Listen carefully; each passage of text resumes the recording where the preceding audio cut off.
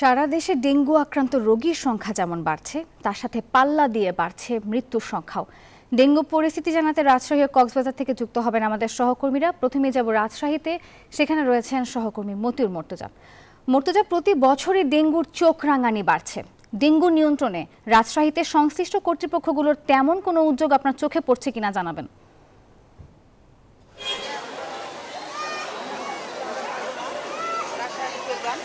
নাফিসা, আপনাকে ধন্যবাদ। আমরা এই মুহূর্তে আছি রাজশাহী মেডিকেল কলেজ হাসপাতালের সামনে। এই হাসপাতালটিতে গত 24 ঘন্টায় 27 জন ডেঙ্গু আক্রান্ত রোগী ভর্তি হয়ে চিকিৎসা নিচ্ছেন। আর এর মধ্যে 19 জন রাজশাহীর স্থানীয় রোগী এবং বাদবাকি ঢাকা থেকে এসে ভর্তি হয়ে এখানে চিকিৎসা নিচ্ছেন। আর রাজশাহী মেডিকেল কলেজ হাসপাতালে এ পর্যন্ত 201 জন ডেঙ্গু আক্রান্ত রোগী চিকিৎসা নিয়েছেন। এর মধ্যে 173 জন সুস্থ হয়ে বাড়ি ফিরেছেন।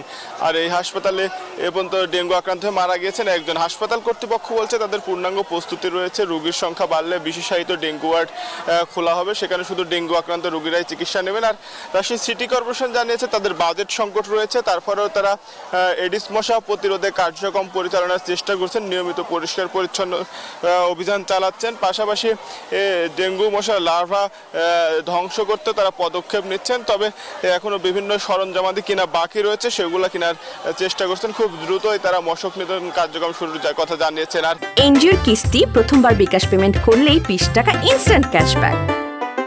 নগরবাসী কিন্তু বলছে যে সন্ধ্যা নামলে প্রচুর মশা এখানে দেখা যায় এবং মশার কারণে কিন্তু ঠিকমতো বাইরে থাকা যায় না বলেও কিন্তু তারা জানাচ্ছেন। ফলে ডেঙ্গু আক্রান্তের একটা উদ্বিগ্নতা কিন্তু তাদের মধ্যে রয়েছে। এই ছিল রাজশাহী থেকে সর্বশেষ। কক্সবাজার থেকে আরো খবর জানাচ্ছেন সহকর্মী সিয়াম। আমরা হচ্ছে সিয়ামের কাছে।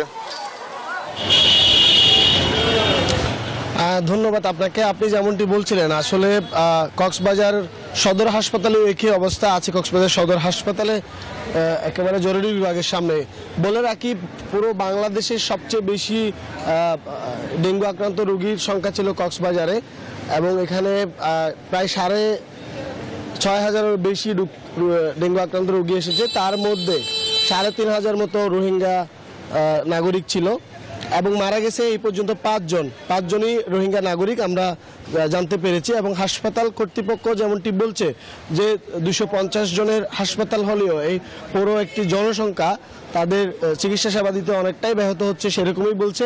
এবং এই ডেঙ্গুর প্রকোপ বাড়ার অনেকগুলো কারণ রয়েছে, যেমন পৌরসভার যারা কাউন্সিলর ছিলেন তাদেরকে অপসারণ করা হয়েছে এবং এর আগেও তারা দেশের পরিস্থিতির কারণে তারা ছিল না এবং সেই সাথে পদক্ষেপগুলো নিতে পারেনি। এই ছিল কক্সবাজার থেকে সবশেষ। ফিরে যাচ্ছে স্টুডিওতে নাফিসের কাছে।